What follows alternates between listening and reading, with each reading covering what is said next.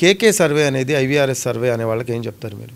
అంటే ఐవీఆర్ కూడా చేస్తాం. ఇప్పుడు నేను బయట ఒక టాక్ ఉంది, కేకే సర్వే అంటే వాళ్ళు ఆన్ బోర్డు ఉండరు, ఆన్ బోర్డు లేకుండా జస్ట్ సర్వే ఐవీఆర్ఎస్తో చేసేసేసి ఫోన్ కాల్స్తో ఏంటంటే క్లారిటీ ఉండదు అనే వాళ్ళకి ఏం చెప్తారు? అందుకే హర్యానా కావచ్చు, ఢిల్లీ కావచ్చు ఫెయిల్యూర్ అయ్యారు. ఏదో ఇక్కడ ఈ కూటమి రావడానికి ఏంటంటే ఆయనకి ఏదో కొన్ని సపోర్టివ్ కారణాల వల్ల ఆయన ప్లస్ అయింది, కానీ వాస్తవికత అయితే గ్రౌండ్ లెవెల్లో చేయడు కేకే, ఆయనకి అంత టీం లేదనేది కొన్ని సర్వే సంస్థలు చెప్తున్న దాని ప్రకారం మీరేం చెప్తారు? ఎవరు కమెంట్ వద్ద నేను ప్రతి కమెంట్కి రిప్లై సహజంగా ఇప్పుడే కదా అంటే కామెంట్ అని కాదు, నేను చెప్తాను. Just clarification. మనం ఎక్కడ చేస్తున్నాం చెప్పండి ఇంటర్వ్యూ?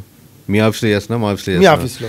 ఇప్పుడు మీరు వచ్చేటప్పుడు మామూలుగా ఇది ఒక రూమా లేకపోతే ఆఫీస్ మధ్యలో వచ్చినావా? ఆఫీస్ మధ్యలో కూర్చున్నాం. ఇప్పుడు వీళ్ళంతా ఫీల్డ్లో లేరు కదా, వీళ్ళంతా డేటా ఏం డేటా ఎక్కడ డేటా అనలైజ్ చేస్తారు?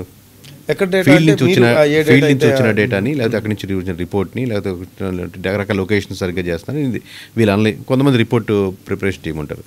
All zonal heads are from the IITs. Okay, all zonal heads are from the IIT with most of them are minimum 5 maximum 10 ఉండే ఎక్స్పీరియన్స్డ్. సో ఎందుకంటే ఇది ఏపీఓ సిబిఎన్ గారికో జగన్ గారికో చేసేది కాదు కదా, మేము ఇండియా వైడ్గా మోడల్ చేస్తున్నాం.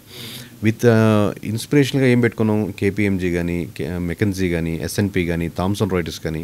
నేను ఎస్ఎన్పిలో చేశాను, థామ్సన్ రాయిటర్స్లో వర్క్ చేసాను. సో డేటా సెంట్రిక్ ఉన్న కంపెనీస్లో లాంగ్ రన్గా ఇప్పుడు ఎస్ఎన్పి టాప్ 500 అంటే నేషనల్ వైడ్ ఇంటర్నేషనల్ ఎలా ఉంటుంది? మనకు రేటింగ్స్ కంపెనీ రేటింగ్స్ అంటే రేటింగ్స్ ఉంటుంది. సో అలాంటి కంపెనీస్ వచ్చినప్పుడు మనకు ఆబ్వియస్గా మనం ఎక్కడైతే వర్క్ చేస్తుంటామో లేకపోతే మనకు ఇన్స్పిరేషనల్గా పనిచేస్తుంటారు. థామ్సన్ రాయిటర్స్ అనేవాడు థామ్సన్ దగ్గరికి వెళ్ళాడు, కొందామని అనుకున్నాడు, తర్వాత ఈయన అమ్మాడు, థామ్సన్ రాయిటర్స్ అయింది. ఇప్పుడు ఇంటర్నేషనల్గా థామ్సన్ రాయిటర్స్ అంటే ఒక స్టాండర్డ్ బ్రాండ్ ఉంటుంది, ఒక డేటా పరంగా వాళ్ళు ప్రజెంట్ చేసే విధంగా. సో ఈ ఆస్పిరేషన్స్తో నేను ఇప్పుడు ఏ ఇంటర్వ్యూలో చెప్పలేదు, కానీ ఇప్పుడు మామూలుగా ఇప్పుడు ఎక్కువ అనిపిస్తుందని చెప్పలేదు. ముందుకని 2-3 years 4,000 నియోజకవర్గాలు అండర్స్టాండింగ్ అన్ని స్టేట్స్ కవర్ చేయాలి. మాది యాక్చువల్ ఇంటెన్షన్ ఏంటంటే with in 5 years we have to go in to the other countries where ఇద్దరు పొలిటికల్ పార్టీస్ ఉన్న కంట్రీస్లో ఎక్కడైనా ఈ మోడల్ వర్కౌట్ అవుతుంది. అంతే కదండి. ఇప్పుడు చైనాలో వర్కౌట్ అవ్వదు 1 party సిస్టమ్ ఉన్నప్పుడు. అలా కాకుండా మీకు యూఎస్ కానీ, కెనడా కానీ, ఇంకా వేరే కంట్రీస్ ఎక్కడైతే 2 parties పనిచేస్తున్నాయి అనేది వర్క్ అవుద్ది.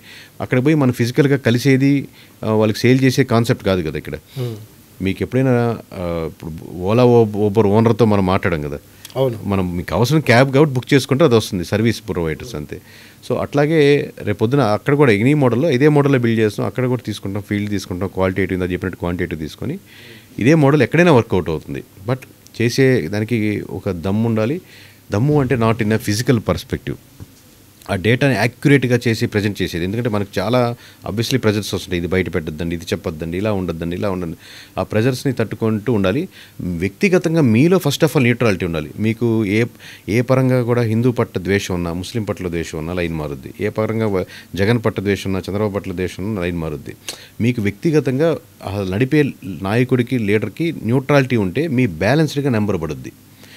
ఏ ఎమోషన్ మీకు యాడ్ అయినా కానీ అదే ఎమోషన్ పీపుల్ కొడుతుంది. ఎట్లాగైనా సరే టీడీపీ వాళ్ళకి ఫేవర్గా అండి, ఎట్లాగైనా వైఎస్ఆర్సీపీ ఫేవర్ అండి, మనం ఎట్లా వీళ్ళు మంచోళ్ళు కాదు, ఈ మతం వాళ్ళు మామూలు కాదు, ఈ భావజాలంతో ఉన్న వాళ్ళు ఈ లైన్లో ఉండడం కష్టం, ఎదగడం కష్టం. అది ఫస్ట్ ఆఫ్ ఆల్ ఉన్న కొన్ని రోజులు ఉంటుంది కానీ లాంగ్ రన్